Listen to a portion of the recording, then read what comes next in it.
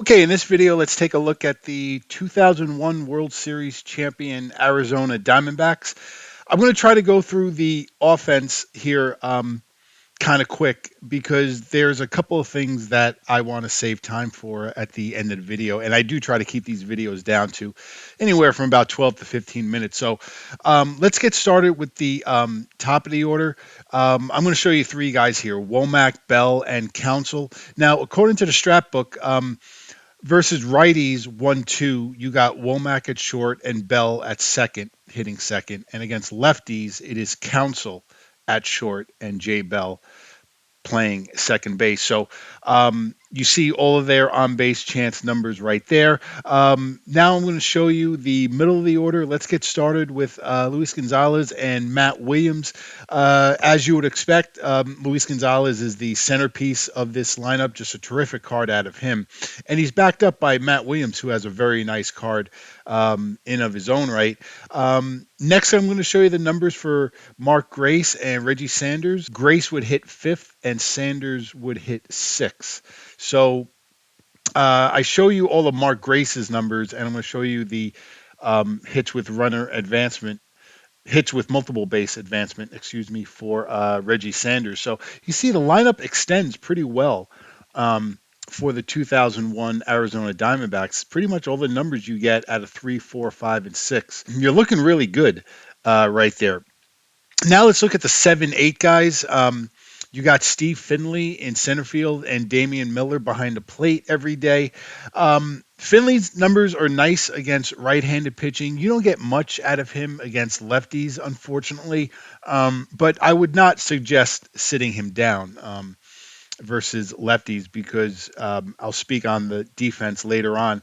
And the numbers out of Damian Miller, he's your catcher hitting eighth. Those are basically average numbers, what you get out of Damian Miller hitting eighth in your order. So if we're to look at the offense as a whole, you're going to see that the offense grades out right around where I kind of expected them to be.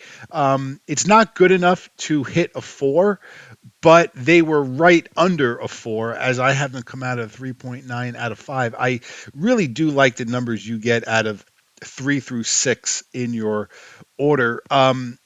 The issues with this offense, I believe it's getting on base at the top of the lineup with the threesome of Womack, Council, and Bell. And the righty lefty mix depth in the order, you can run into some issues, especially when you face left handed pitching, because you have Steve Finley out there in center field who really doesn't have much of a card against left handed pitching. So that's how the offense grades out. Now let's look at the defense. And again, let's get started with the trio of Womack, Bell, and Council. You see the defense that they get there.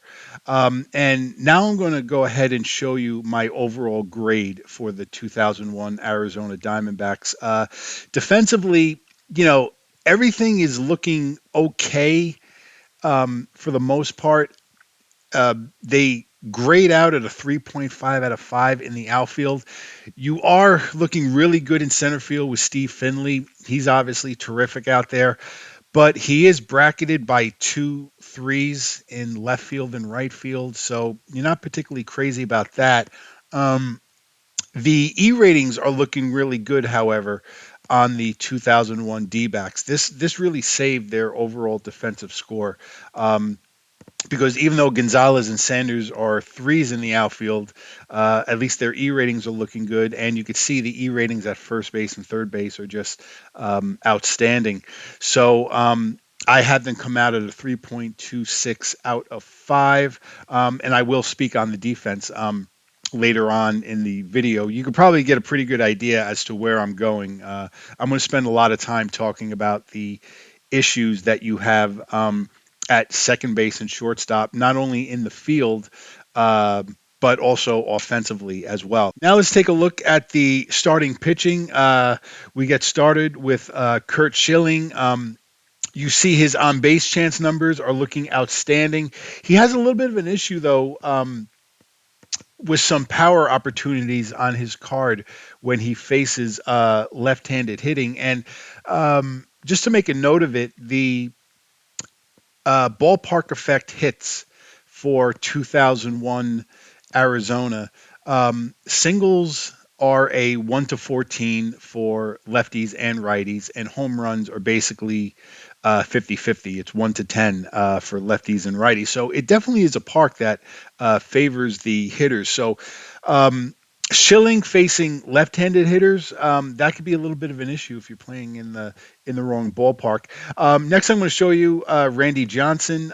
His numbers, as you would expect, are just outstanding. Just an awesome card out of Randy Johnson. Now I'm going to show you the trio of Anderson, Lopez, and Batista. And this is where we dig a little deeper into starting rotation depth. Now, when I graded the starting rotation depth, I have Randy Johnson, or I am going to include Randy Johnson in the starting rotation depth score. But I do have to also factor in what you get out of Anderson, Lopez, and Batista. Anderson's card was a little bit surprising to me. I thought he would have a little bit of a better card than he had in that year, especially when you look at his power numbers against right-handed hitters. That's just over the top right there. Lopez's card is okay. I actually think Batista is the third best pitcher in this set on this team. I would actually use him as your number three guy right after Randy Johnson. When you're playing with them, you could see his on base chance numbers are well in line, and he does have a little bit of an issue with power when he faces right-handed hitters. But I would definitely go with Batista as my number three starter. So if we're to look at the 2001 Diamondbacks starting rotation, you're going to see that they grade out at a 4.2 out of 5, in which you could look at it and say, well, that is a really good score. And yeah, a lot of teams that I do don't score comfortably over a 4 um, for overall starting rotation. However, you got to realize this is a team that has Kurt Schilling number one and Randy Johnson number two. And when you start off with those two guys, you would kind of expect to see a little bit of a higher score. But again, I just wasn't crazy about what I saw out of specifically Brett Anderson. Just not a good card out of him in 2001. So the starting rotation did not score as high as I thought it would going in, but it still obviously gets a very nice score of a 4.2 out of 5. Um, Now let's look at the bullpen. I'm going to show you the numbers for five guys altogether. Obviously, Kim was a closer. I'm also going to show you the numbers for Swindell, Sable, Prince, and Morgan. Um, Kim, your closer, he has outstanding numbers when it comes to getting on base. Just too much power on his card. Um, when he faces left-handed hitters, and you could see right there on his card, he's got a home run just sitting right there on 4-9, which is a very common role, and you just really don't like to see that. And then you look at the rest of the bullpen. I show you all the numbers here for Swindell, Sable, Prinz, and Morgan. Honestly, there's just not much to this 2001 Arizona Diamondbacks bullpen. I guess you could say Morgan is probably your most reliable reliever. I would say the best thing about him is that he keeps the ball in the ballpark, but I just don't really like what I'm seeing in this Arizona bullpen for 2001. So you're going to see that I have their bullpen grade out at a 2.75 out of 5. So if we're to look at everything, we're to peel everything back, you're going to see that I have the 2001 Arizona Diamondbacks coming out at a 3.5 out of 5, which means they're still a well above average team. I think this is a team that can play a lot better than the grade that I give them. And if I'm to kind of kill two birds with one stone here and deal with both the on base issues at the top of the order and some of the issues that you have defensively, we could focus in on Womack, Bell, and Council. Um, what I would do right off the top is I would just not play Bell at all. He does have decent or actually really nice on base numbers when he faces right-handed pitching. But to me, starting a 4 at either second base or shortstop, to me that's just a non-starter for me. I'm not doing that if I could avoid it. And what I would do to counter that is I would just play Counsell at second base because you see his defense. That is just outstanding defense that you get out of Counsell. He's a 2 and an E4, and then you'll just live with Tony Womack at shortstop, him being a 3 and a E32. Again, like I said at the top of the video, according to the Strat book, Tony Womack leads off against right-handed hitters, and that's just not a number that I like to see as far as getting on base. So I would just drop him to like seventh, eighth in your order. And what I would actually do with the order, because keep in mind, Counsell, you do not have that much of a drop off when it comes to on base numbers when you play him against righties over Jay Bell at second base.